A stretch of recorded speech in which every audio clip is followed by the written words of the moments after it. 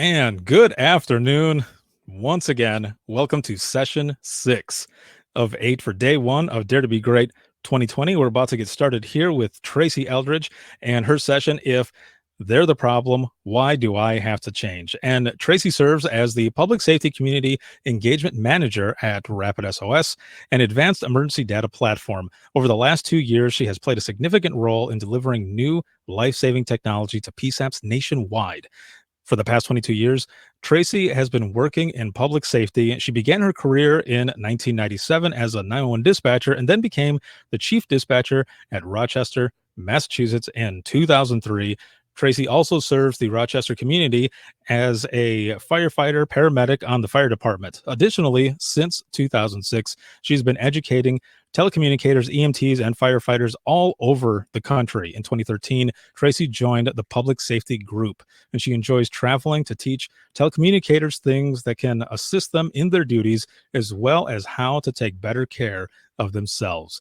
Tracy has also been recognized nationally for her efforts to bring awareness to PTSD and the telecommunicators with conference training sessions, webinars, and keynote presentations. My good friend Tracy, take it away. That. All of that. Awesome. Thank you so much, Ricardo. And thank you to everybody that has joined this conference. We have had a blast planning it. Everybody that's been involved from the word go has just given this everything that they have. So I appreciate you being here. I appreciate what you do every day. Many of you know that I spent, over 20 years in the 911 center. It was probably the most favorite job I ever had in my life. But through about 3.5 years ago now, I left the 911 center because of PTSD. And I share my story publicly. There's no shame in my game whatsoever.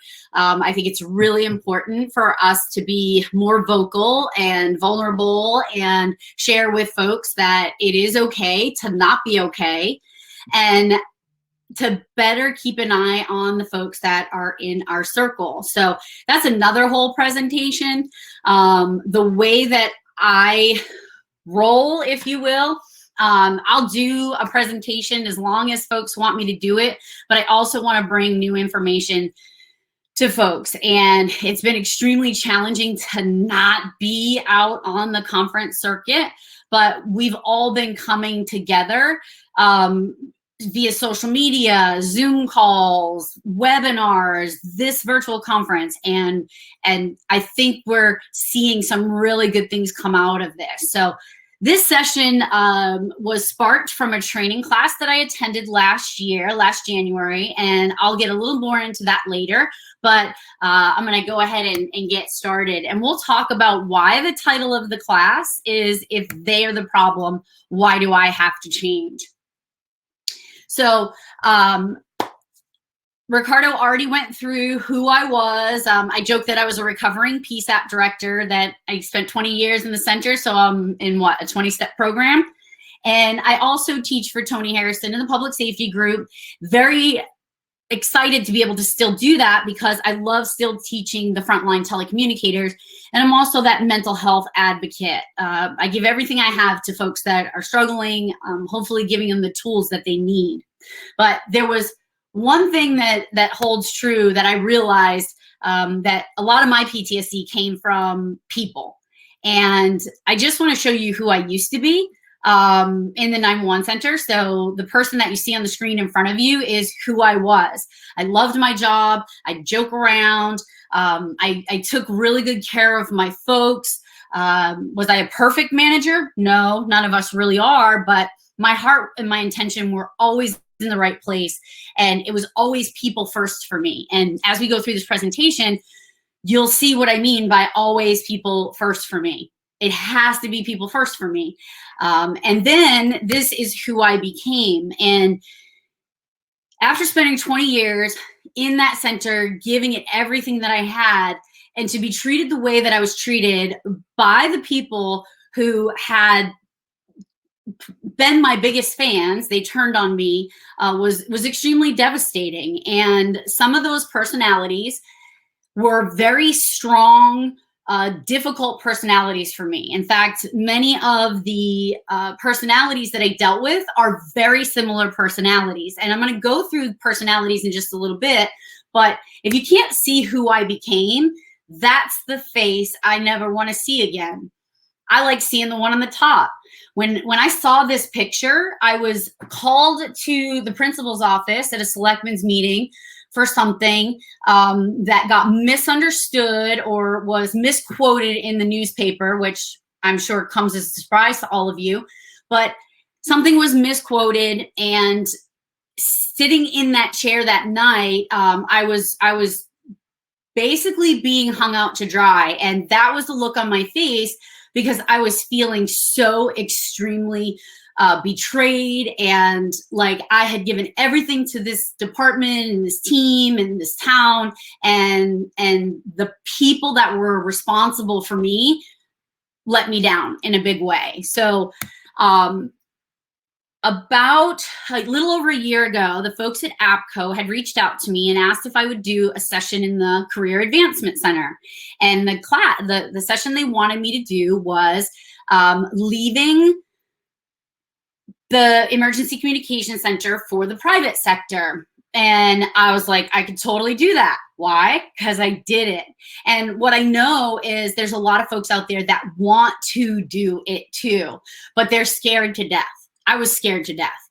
But what I did when I started writing this session was I wanted to send out a survey, and I did. And the question on there was, if you are thinking of leaving the center, or if you have left the center. Those were the two groups that I wanted to specifically fill this out.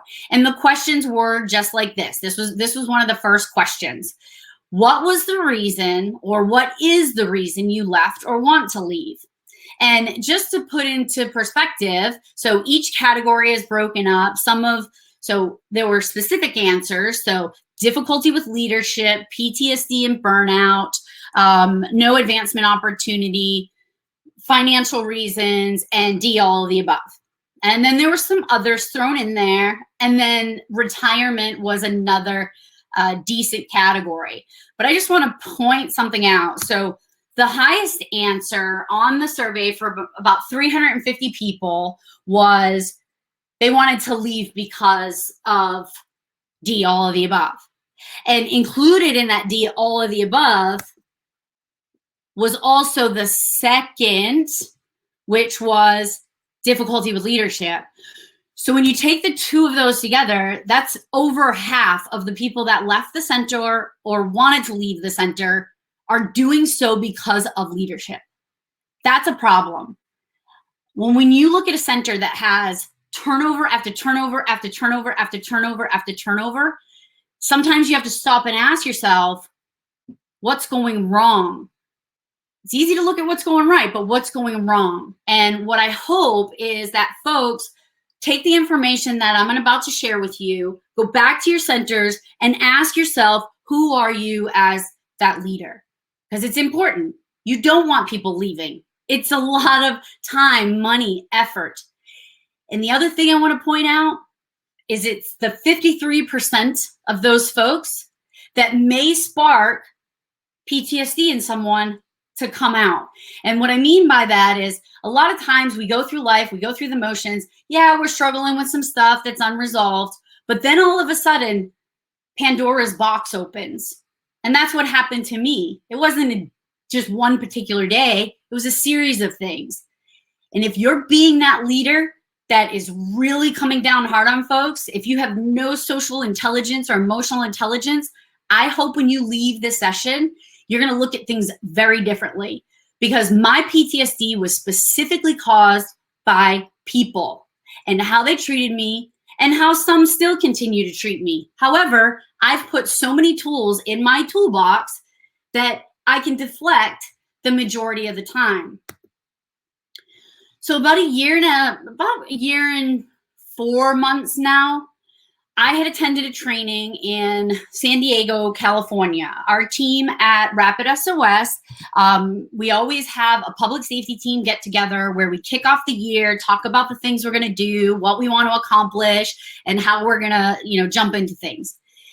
And last year was no different. And what ended up happening is we had a company come in, a gentleman specifically, his name was Gord McFarland from Coaching to Connect out of Canada.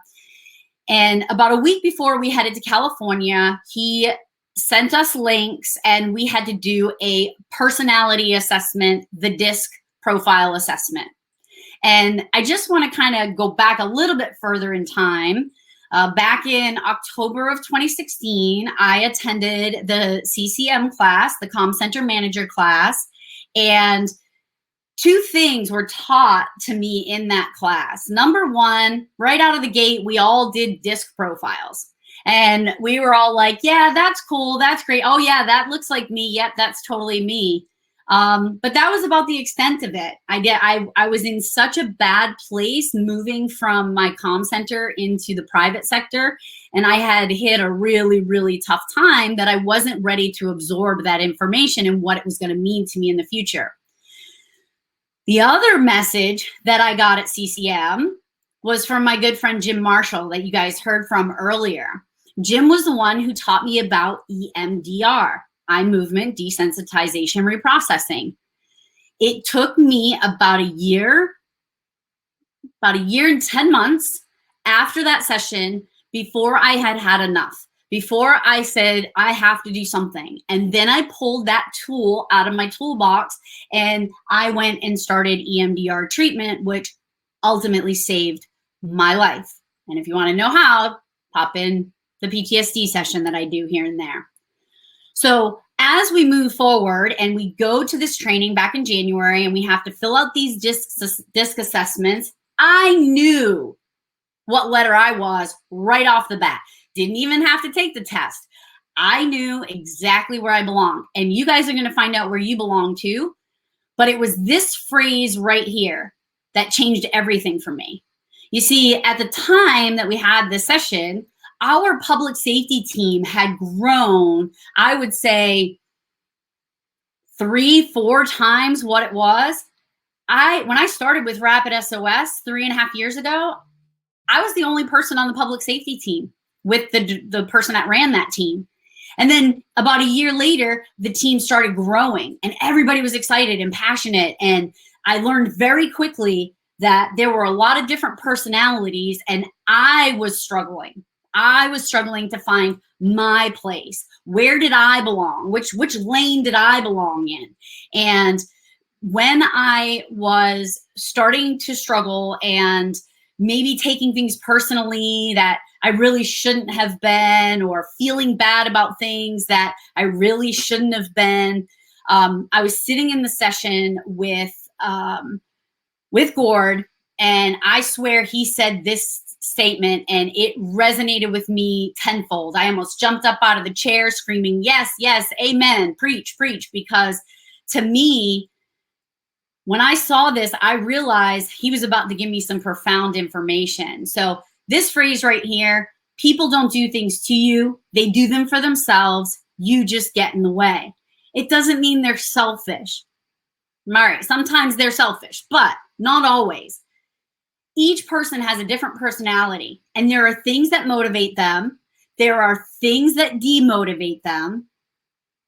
And there are things that stress them out. There are things that make them calm. There are things that make them happy. And we're going to break out into these 4 groups. And hopefully I'm going to share some information with you that's going to make you go back to your center, go back to your family.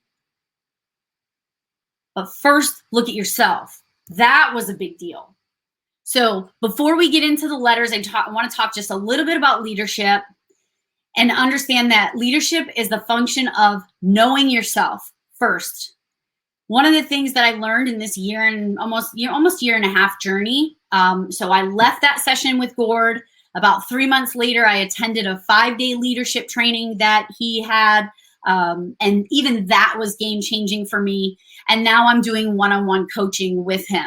Why? Because it is that important for me to not only know who I am as a person, but to know who others are so I can adjust my behavior in certain situations to make sure that I'm not taking a hit that is unnecessary. And when I had explained that to a few people, sometimes I get this response. Why do you have to change who you are? You should never have to change who you are. I totally get that. I am me. I'm going to be me all day long. There's nobody else I can be but me. And as Sarah said earlier this morning, I'm not for everybody, and that's okay. Now, before it wasn't. For me as a people-driven people person, to not be for everybody is almost like kryptonite for Superman. So I learned so much about myself, and I learned that I'm not changing myself in this journey. I'm changing my behavior. And there's a big difference. And I've already seen so many changes, not only in the way that I'm treated by other people, but how I'm treating myself. So once I know myself and I have a vision that is well communicated, building trust among our colleagues and taking effective action to realize your own leadership potential. The problem is that folks look at those in leadership as the leaders, but everybody has a role in leadership. Again, we're building on some of the stuff that we heard earlier today. Jim talked about, and Joe, everybody's talked about these things where you don't have to settle for a crappy environment. You can be the change you want to see. But here's what happens. Folks get deflated. They say, well, nothing's going to change. No, with that attitude, it's not. And as soon as you start realizing that you can play an integral role in that shift, you will start to see the benefits, believe me. So the communication and personality go together. First, you learn about yourself. Then you find out about your people. And now you can build better teams. When I look back at how my center worked, if I had known which letter in the DISC profile, well, I know what letter they are now, but if I could have gone back in time and did things a little bit differently based on each individual person, I'm sure that the stress would have been much less. The stress between me and this dispatcher or that dispatcher, for the most part, all the relationships were awesome. But when it comes to certain things, people need things done in a certain way. And if I knew what motivated folks, and if I know what demotivated folks, I can assure you I would have made those changes, because I want that environment to be safe and healthy for everybody.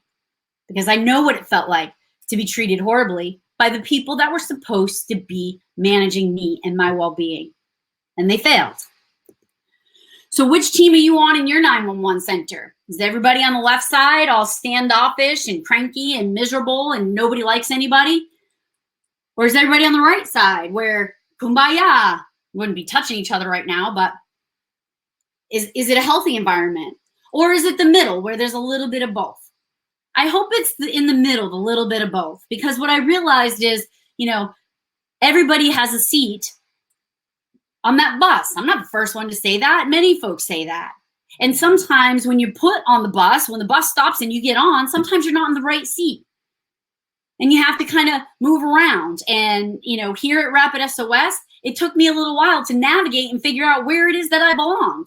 Well, given my personality, do I belong creating spreadsheets and documenting numbers and projection? No. I belong out front, being social and interactive. So when you can take a person and go, you know what? That's probably not the best fit for them. Let's move them over here and maybe we'll see a shift. Okay? So are you a boss or a leader? This little video will separate it into two very distinct columns. Let's take a look. Ask yourself, are you a boss or a leader? How do you roll?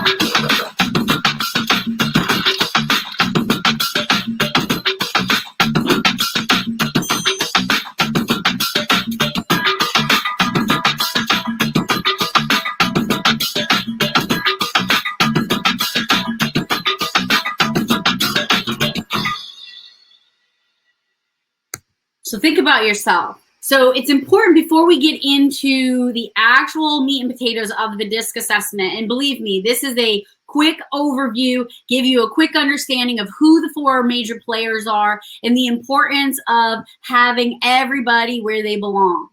But the key to this is emotional intelligence, because I can tell you that there's 2 very distinct people in my life, and they are both what is called a D-style personality. Now, I have a little bit of D in me, but not a whole lot. And you'll see the differences when I start talking about it. But the difference between these 2 particular Ds that live in my world is one has emotional intelligence and one does not. And it is very clear in the way that they treat me personally. They are 2 very different people. They both thrive on the same things. They both want the same things. They're both motivated and demotivated by the same things. But the key is having the emotional intelligence.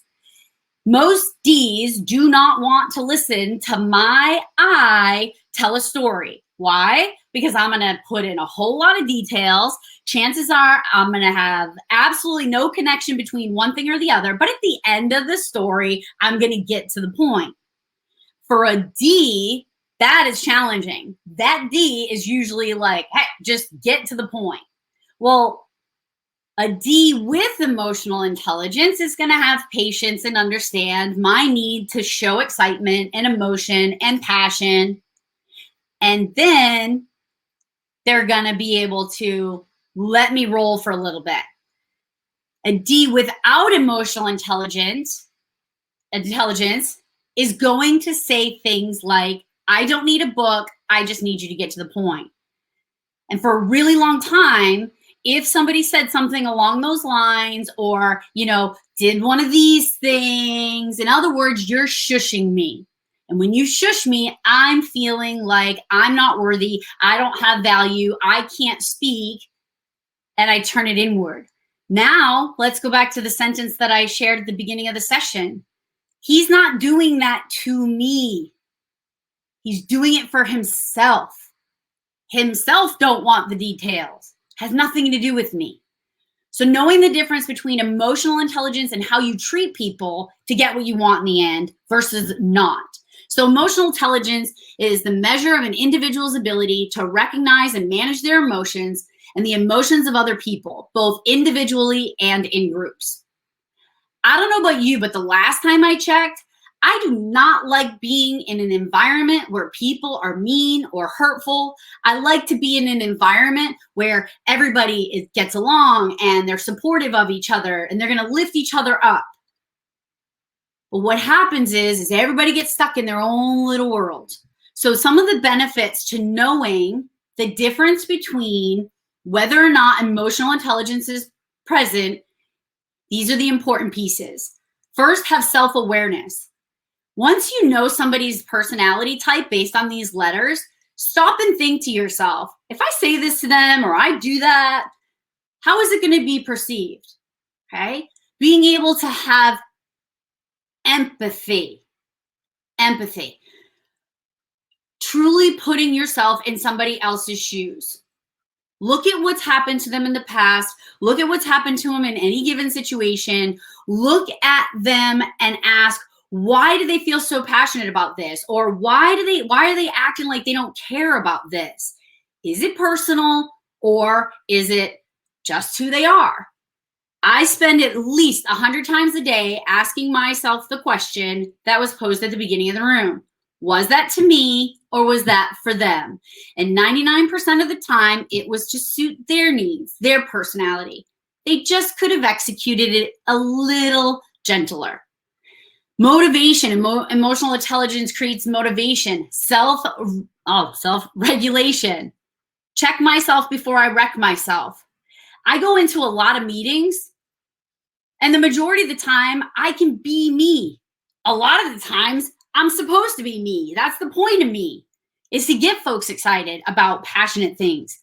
But then there's other times where if I walk into a room with a whole bunch of executives wearing these 3-piece suits and dress blazers and high heels and all this, and I walk in and I'm like, what up, bitches? that's going to be received pretty hectic, right? Like people are going to look and go, wow, she's a lot. So being appropriate, regulating yourself, and then having social skills. It's okay to tell somebody something. Just think about the way you're saying it. How many times have we said, it is not what you say, it's how you say it. It's not what you say, it's how you say it. I don't need you to tell me you don't need a book. I know you don't need a book, but guess what? That's who I am. And again, I'm going to go back to Sarah. When Sarah said the thing about her laugh, I'm like, girl, I will sit next to you in an office for the rest of my life to hear that laugh. Why? Because that's what drives me. That's what makes me happy. But we have to learn, if I'm going to say something to somebody, do I have to be rude? Do I have to go at them? Do I have to attack their personality? Nope, not at all. And you can still get what you want. So Ricardo, if you could start to put up the poll here. Once I go through this little page right here, I want you guys to tell me what letter you are. Now, there's a whole big assessment. At the end of this presentation, I am going to share a link with you that you can jump on and get yourself a free assessment. And I don't even know how these things know who you are better than you know who you are within a matter of 12 questions. Pretty spot on. But let's just get a general overview because there's stuff that I need to share for each one. So you walk out of here with at least something. And then hopefully you have the same passion for learning about this stuff that I did. Because I will tell you, with EMDR, with all the tools that I put in my toolbox, this was one of the ones that was missing. And I thank God every day for it because it has changed my life. So let's see, who are you? I'm going to ask you two distinct questions. And you're going to end up either a D, an I, an S, or a C. Okay? DISC. D-I-S-C. So the first question is, are you outgoing or reserved? So the outgoing folks are going to land on the top of the screen, and the reserved folks are going to land on the bottom of the screen. So you got to ask yourself that question. Am I going to be on the top or am I going to be on the bottom? Am I dancing on tables at the party? Yes, I am. When I walk into a room, do people know that I was just there? Yes, they do. Or am I kind of standoffish? Am I kind of hanging out in the background, just kind of watching everything that's going on? Now, there's two things I want you to take out when you answer these questions. One, alcohol.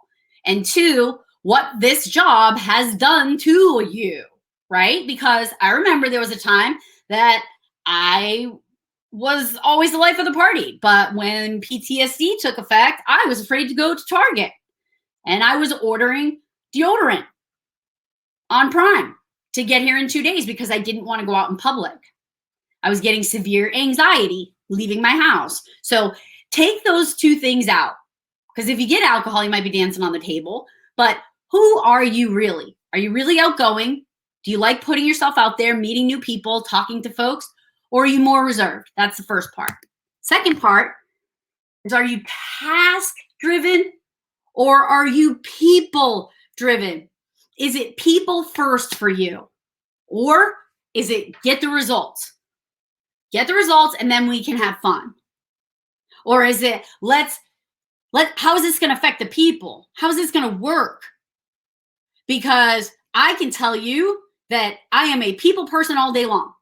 I have 2 letters above the midline in my evaluation, and they are both on the people side. So if you end up a outgoing task person, you are a D. Okay, and I'm going to go through these very specifically. Okay, if you are an outgoing people person, you are an I. If you are a reserved people person, you are an S. And if you are a reserved task person, you are a C. Now, I don't have any training to do this. This is just a general overview of these four personalities. So what does that mean? It means as we move forward, you kind of have an idea of who you are. And furthermore, you have an idea of who your coworker is, or who your spouse is, or who your best friend is, or who your boss is, who your child is. My child, my youngest, she is my mini-me. She is I up in that corner, outgoing people person all day long. My oldest is my husband, reserved people person. We are polar, well, not polar opposites because we're both people, but nonetheless, I'm dancing on the tables and he's walking behind me cleaning the table after I've jumped all over it. So what is the purpose of all of this? Let's dive in a little bit more. So just to reiterate, and if you can jump in the poll, I'm just curious with the folks that are here, what type of folks are in dispatch? Because I know that there's all types. And then when I get back to each individual one, I'm going to give you a couple of examples. So one of the things before I start talking about who the D personality is, who I is, who S, and who C is, sometimes folks will take some of these words and they'll turn them into a negative. And the last thing I want you to do is look at any of this as negative, because there's two different categories.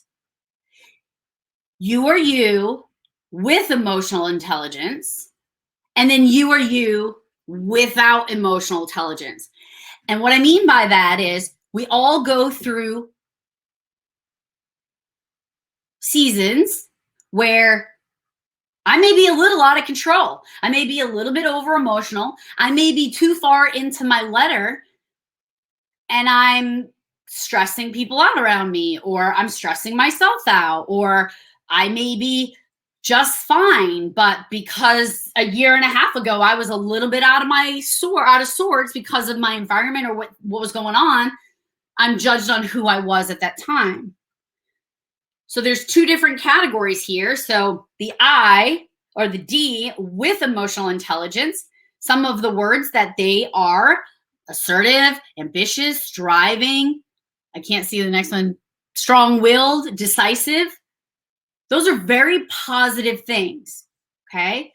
The I is warm, enthusiastic, sociable, persuasive, and charming. The S, patient, stable, predictable, consistent, good listener. And the C, detailed, careful, meticulous, systemic, neat, okay? When you look at these words, they all have really positive meanings. This is with emotional intelligence, and every team needs every one of these people. When you are out of control or lacking emotional intelligence, or maybe too much emotional intelligence, these are the words that now come to play. The D's can be aggressive, demanding, egotistical, bossy, confrontational, and hurtful. The I's can be easily distracted. Oh, squirrel. Glib, just kind of superficial, selfish, poor listener, dramatic. The S's, resistant to change, passive, non-responsive, slow, or stubborn. And the C's, critical, picky, fussy, hard to please, and a perfectionist.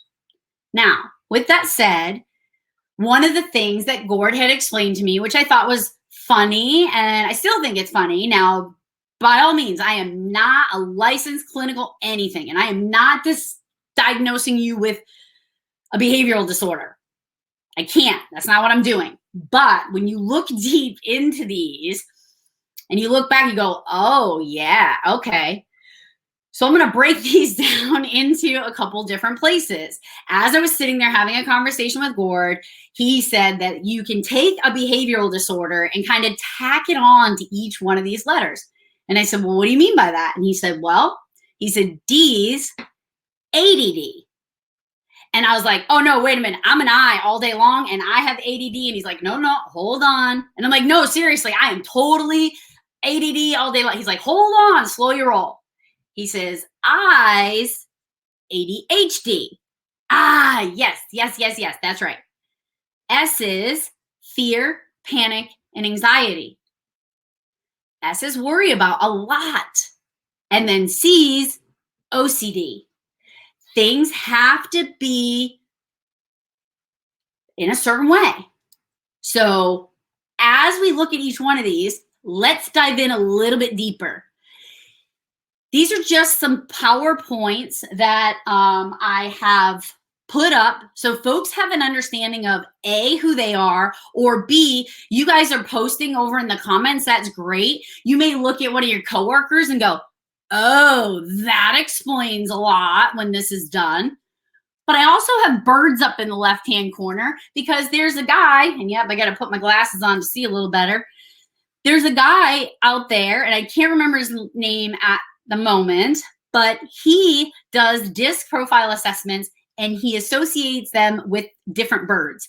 So I thought it was cute to just throw these birds up there because each bird does identify who these personalities are. So if you can't remember, think of the bird and then understand the behavior. So as far as the D personality goes, I'll go through them specifically. Their basic style, the D personality tends to get the job done fast because they are self-starters and they love to win. They are persuasive and often succeed. They are willing to move ahead alone if it means attaining victory. And they have many balls in the air and do not have time for idle chit-chat. So that's, when I'm trying to tell a story as an I, they're doing this to me. Their traits, they are direct, demanding, dominant, doers. They're ambitious, forceful, risk takers, challenging, and adventurous. Their basic need is a challenge. They want to win, they want to be in charge, and they want to be the decision maker. Their challenges, though, they can tend to be too blunt or too harsh. They can be impatient. They do not like someone being emotional or sentimental. They lack patience and empathy, and they have no problem confronting someone. So just to clarify, the out of control, non-emotionally intelligent D is the person that I have had the biggest challenges with in my life. They are the person that causes me severe stress and anxiety because they are quick to say what's on their mind, call somebody out. They're quick to confront if it's going to mean getting what they need. The best way to connect with a D is to be short and to the point, leave emotion out of it, and do not tell them what to do. Ask them for help solving the problem. And let me just give you an example of this and how it affected, like how I've been putting these tools into place. So I schedule calls 100 times a week, okay? When I scheduled a call with I received an email from a gentleman and he said, so-and-so gave me your name. I'd like to hear more about your product. When are you available? Short, sweet, to the point. In my mind, I'm already thinking this is a D, okay? And he's a D because it's short, sweet, to the point. There was no hi, how are you? I hope you find this email well. I hope this email finds you well. I heard a lot of things about your technology. I just knew right off the bat that it was a direct email. So my response back was the same. It wasn't, oh, thank you so much for reaching out. I hope you're having a manageable day. I spent 20 years in the 911 center. Nope. It was very specifically, thanks for reaching out. I have Monday, Tuesday, Wednesday at 3 o'clock available. Let me know what works for you and I'll send you an invite. And 30 seconds later, there's an invite on my calendar. He controlled it. So what did I do? I jumped into my notes on my calendar and I just put the letter D. So when I get on the call with this gentleman, I'm going to be just what he needs me to be. Short, to the point. This is who we are. This is what we do. This is how you get it. Do you want it? And when you learn how to adapt that behavior to accommodate others, it makes your life so much easier. So the D, he's the eagle. The influencer, that party parrot up there, I even have my own emoji. Their basic style is the personality tends to be energetic and influence others. They are usually the life of the party. They thrive in social environments and they like to entertain and make people laugh. Their traits, they're inspiring, magnetic, stimulating, impulsive, trusting, enthusiastic, expressive, charming, sociable, and hopeful. They like you to be fun, positive, and upbeat. Their basic need is social friendliness, interaction and approval, acknowledgments and compliments, inclusion to feel part of the team. Now, in our defense, and I say defense because a lot of folks will turn the need for acknowledgement and compliments into you are self-centered, self-absorbed, and need to have the attention on you, when in fact, it's totally the opposite. What the I needs is to know that they're doing the right thing and that people approve. That's it. For the most part, anybody that has social intelligence or emotional intelligence, they are doing things for others because that is who their personality is. Those that are out of control, yeah, maybe they are a little self-gratifying or self-loathing, but knowing how that person operates, really important, okay? The challenges, organization, is that ADHD thing again, deadlines, detailed tasks and follow through is often a challenge. That's why I have my girl LaToya out there in the comments. She already called me out that she's the DC to my IS. But what I've learned about myself in this process is there are things I'm not really good at. So I'm not going to volunteer for those things anymore because I've learned I'm not good at them. And it's taken a huge weight off my shoulder from having to feel like I'm perfect all the time. Okay. So they can be overly sensitive and emotional. They are talkative and may speak without thinking. They may exaggerate because they fear rejection and isolation. They are not always the one-upper. They don't try to tell a story that is the same as yours to one-up you. We tell you the story because we want to truly connect with you and feel like we belong. The best way to communicate with the I is do not point out their shortcomings, acknowledge their success, don't ignore or isolate, allow time for them to tell a story or two, compliment and show them that you appreciate them, and don't shush them. Listen, their need is they need to know who's going to be there. What are we doing? Okay. Then the supportive, the dove that's going to bring you the olive branch, that supportive style personality is steady and patient and prefers status quo. They are usually quiet and reserved, and they tend to avoid conflict. Their traits, they're supportive, practical, passive, patient, reliable, stable, cooperative, steady, kind, relaxed. Their basic need, a friendly, calm environment. They like routine. They to meet the needs of the team. They want to help, but a lot of times they're helping in the background. The I's are helping in the front. I can help you with that. I'd like to help you with that. Can I help you with that? Where the S is probably just going to do stuff in the background and then just quietly hand it to you off to the side. They don't want the hoopla. They want to support from a distance. Their challenges is they may be hesitant to show how they really feel. My husband is a wicked, and that's my shout out to all my Mass folks, Massachusetts, that is. So my husband is a wicked high S, and I am a wicked high I. And I spent a lot a lot of our 23 years or whatever together asking him what's wrong. What's wrong? What's wrong? What's wrong? Nothing. What's wrong? Nothing. What's wrong? Nothing. What's wrong?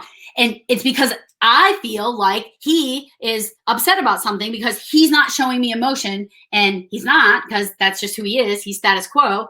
And then I want to feel like I didn't do anything wrong. So now I don't ask him what's wrong all the time because I know there's nothing. 99% of the time, there's nothing. Okay. So they may hesitate to show you how they feel. They don't like abrupt change. They're not assertive, and they may be walked on from time to time, and they will avoid conflict at all costs. The best way to communicate with the S is to be kind and go easy. Don't yell at or criticize them. Take things slow. Assure them that everything's going to be okay, and get to know them personally. Who are you? What do you like? Sit down and have a conversation before you come at them. It makes them feel comfortable. That S, they need to know how. How are we going to do this? Okay. And then there's the competency, the owl, book smarts, right? Following kind of the rules. So the C personality tends to need structure and order without unnecessary interruptions. They are logical and precise. They need quality and results. Okay? No unnecessary talking, no unnecessary interruptions. The fact that interruptions is almost running off the screen is probably stressing a C out right now. I should have moved it over a little bit more. Just kidding. Okay. So their traits, they're cautious, calculating, competent, organized, precise, accurate. Okay. Thorough, inquisitive, perfectionist on occasion. Their basic need, quality results, answers, and information, completed accurate tasks, and to follow procedures. Their challenges, they don't like to be wrong. They appear impersonal or headstrong, when in reality, they're not always. They need perfection. They need to worry less when things are out of order, and they can tend to be a little sarcastic towards others. The best way to connect with a C is to be accommodating, accountable, structured and productive, limit interruptions, proofread and follow through, and pay attention to detail and use Grammarly. Now, I put use Grammarly in there because that's something that I've learned through, again, who I am versus who maybe my boss is. So I'm a high I, S. I'm all about people. She's a CD. She's task driven, but she has social and emotional intelligence. She gets me. She learned very quickly that if she actually wanted something from me in a relatively quick time, she can't say things like when you get a chance, because when you get a chance means I can watch YouTube videos on Meerkats for 4 hours and then get it. But what I also noticed is I talk to text a lot. I don't have time. There's no time for me to write things out. Well, I talk to text a lot, and then therefore there's typos and errors in there. When I communicate with my boss, I've downloaded Grammarly and I have it on all my stuff. I check and double check my text messages. If I'm sending it to another who cares? They're probably making the same mistakes back to me anyway. But nonetheless, learning how to accommodate others in their world makes my world so much easier. So much easier. So just to put a little bit of perspective, I have a few more slides and then we're going to wrap it up so I can answer any questions that you guys might have. But just to put something into perspective, this is who I am. Okay, this is my results from the one that I went to when I did my assessment. So my basic style, who I am in my DNA, my I and my S are pretty high up there. Look what happens when I go into my environment. My I goes way higher. That means I'm dancing on the tables. I'm floating around the room. I'm talking to everybody. I'm probably hugging everybody, except Halcyon. She won't let me hug her, but I'm going to get her one of these days. But nonetheless, seeing how you behave and how you adapt in certain environments is really important. So back in January, the beginning of last year, this is what the Rapid SOS team looked like, the public safety team. If you notice, the majority of the folks on the team are on the task and results driven side. There's a handful of us that are on the people side. But then there's folks like when you look at number 12 down there, they're people and task, right? There's only a few folks listed there that are actually all people, 3 to be exact. So when you have those 3 to be exact people, it can be extremely challenging for the folks that are task and results driven when I want to talk or I want to have fun. But guess what? At the end of the day, I'm probably going to get the same results. I'm just going to do it differently than the folks on the left side. So then as time goes on, we hire lots more folks and boom, nothing really changed on the right side, but many, many, many more task and results driven personalities join the team. So what does that mean? Have to be a little more thoughtful, a little more understanding and cautious. I have to slow myself down. As my daughter says, take it down a few notches. And sometimes we have to make those changes in ourselves, in our environments, in our behavior, to make sure there is no misunderstanding on who you are. You're not misunderstanding who other people are. You're no longer learning, you're no longer taking things personally unless it's a very specific statement to you about who you are personally, or you did something personally. But if you can learn how other people's roll, then it is truly life-changing. So again, if they suck, why do I have to change? There are difficult personalities that I've had to deal with in my life. And when I look back, oh boy, it is like there are so many personalities. Well, there's so many times in my life that if I could have gone back and know what I know now, I probably would have done things differently if given the opportunity. But I truly know if I didn't learn those things, if I didn't have those things happen, I never would have been able to learn this and then share it with others. Have you ever heard the saying, stop pulling your own hair? Probably not. It's not that big of a statement. But I do think it's important to share. This newborn baby is pulling their own hair. And I'm going to play this little video, and then I'm going to ask myself, like, why do parents do this to the kids? Like, the kids clearly pulling their own hair. It hurts like hell, but yet they get to videotape it before they help the child unpull their own hair. So yeah, apparently it's a thing. There's a whole bunch of these videos.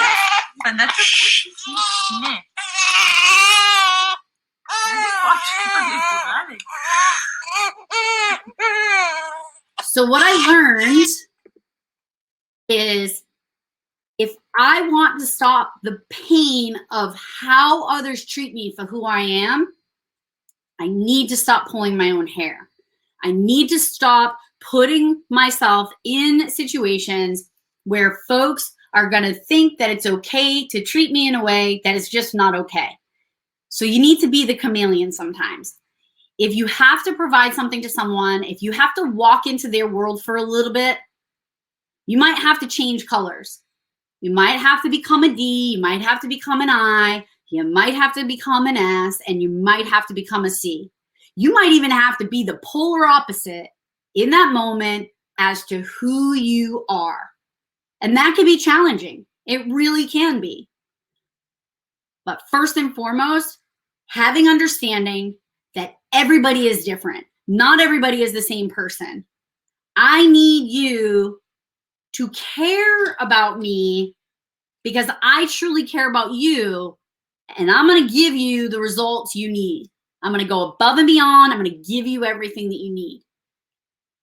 But I also know that I have to be a little more thoughtful and use spell check often and not volunteer so much and think before I speak and not unnecessarily interrupt folks. So to be able to learn who you are, who the folks are around you, totally life-changing.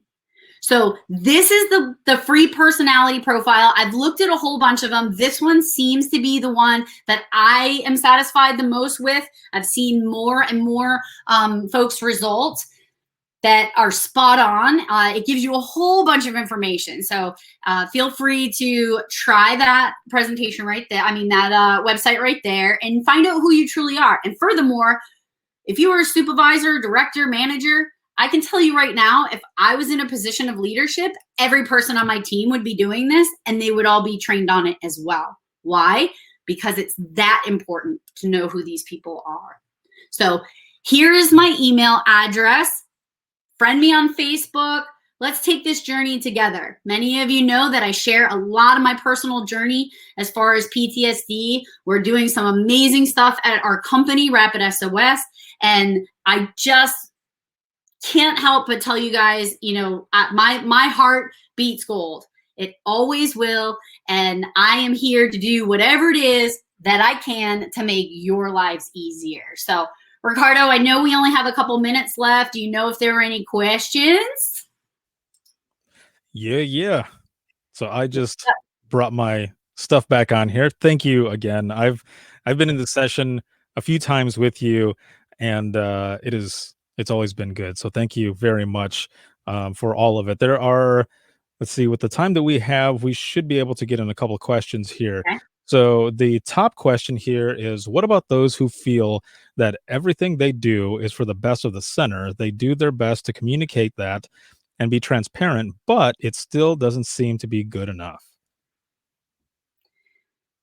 Can you just say that again? Sure. What about those who feel that everything they do is for the best of the center? They do their best to communicate that and be transparent, but it still doesn't seem to be good enough. Perfect.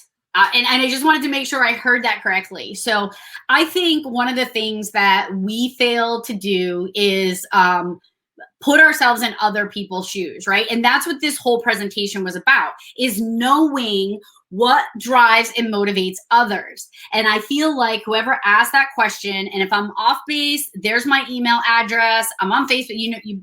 Most people know how to find me here. But one of the things that I know that I failed to do is, and I remember, I'll give you an example. For Telecommunicator Week, there was a year that I invited a magician, and he made balloon animals, and he would tell like adult type jokes here and there, and he was funny and he was fun and all that. And there were 3 dispatchers at the time that had made a whole bunch of negative comments about, what does she think we're to? Like, I don't know why she was doing that. And back then I took that really, really personally and was feeling that same exact way. I do everything I do for them. Why are they not receiving it? Why are they not receiving it? Why are they not understanding it? Because chances are they're on the other side of the fence. They're on the task and results driven side. And it doesn't matter how much you put into the social and understanding aspect, it's just not in their wheelhouse to accept it, to understand it. And unfortunately, that's just the way it is. But knowing who those people are makes it easier to understand, why are they not appreciating what I'm doing? All right, excellent. And then the next one here is, um, how do you point out problems slash errors that need to be addressed without coming across as a boss or micromanaging people? I love that too, because that's something that I wish I had learned a long time ago. I started to respond to a post the other day in one of the dispatcher chat groups, and it was a CTO that was explaining how their student dispatcher, their baby dispatcher, just wasn't asking the questions they were supposed to be asking. They were just not getting it, and I can empathize with that, right? Like, you got to point things out that folks are doing wrong. One of the biggest mistakes I made is I expected the folks that I was training to just to know what I knew after a 20-year career. And I would get frustrated if they just didn't get it. Like, how come you can't get it? Like, this is easy, but it's not. And I think what happens is sometimes we do get a little nitpicky when it comes to how you should have asked that question. Or, and I'm going to go back, believe me, but what I truly learned was a lot of the stuff that I was bringing to people's attention as, quote, corrective things, they really weren't. It was how I would have done it. And it doesn't mean because they did it differently, they didn't get the same result. Now, if they're making blatant mistakes and it's a safety issue, that's a totally different story. But if it's just things that are like, you wouldn't do them that way, then sometimes we just have to go, you know what? Does this really matter if they said, what color is the house? Or, is the house this color? You have to look at the semantics piece of it. But if you were going to if I made a mistake, which I did, I made lots of mistakes. But if I made a mistake, I need you, Tracy, the IS, I need you to come at me in a kind of a calm, relaxed environment, have a conversation first, and then kind of lead into it. Hey, remember, because that's what I did to everybody. To everybody, I would be like, hey, yeah, so how are you? How's the family? Yeah, everything's good. Okay, yeah. So this did, but guess what? The D's and C's, they don't want that. The D's and C's want to be like, you effed up, don't do it again. Period. So the reason you need to know who your people are is, do I have to come over and sit down and have a conversation with you and make sure you're good and all that, and then tell you what you did wrong? Or do I just come up and be like, dude, you messed up, don't do that again? That's Excellent. that.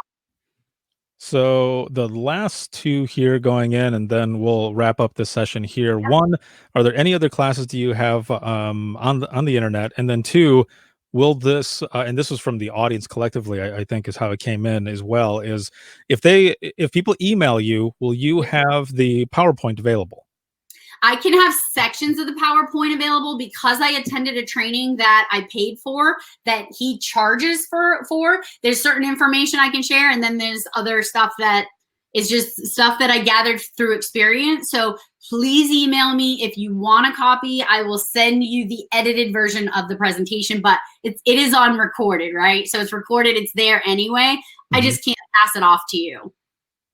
Perfect. Yes. Anybody who is registered for this session, this is up basically forever until Yep. I take it down, which I'm not going to.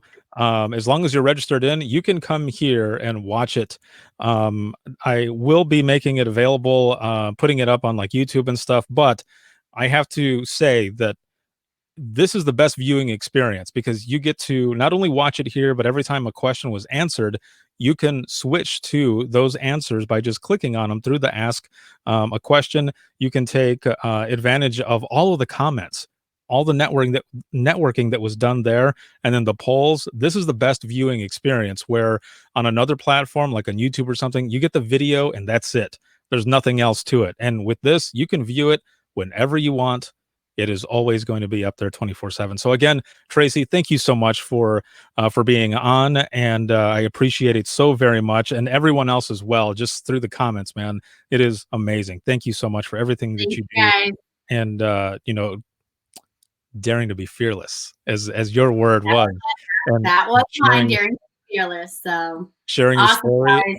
and everything else. So I'm going to go ahead and end this broadcast, and we are going to jump into the next session, which will be with Matt Grogan. That'll be at 3:30 p.m. Eastern time, and that'll be Bad Apple Syndrome: Harnessing the Power of Infectious Behavior in Your ECC. I will see you over there.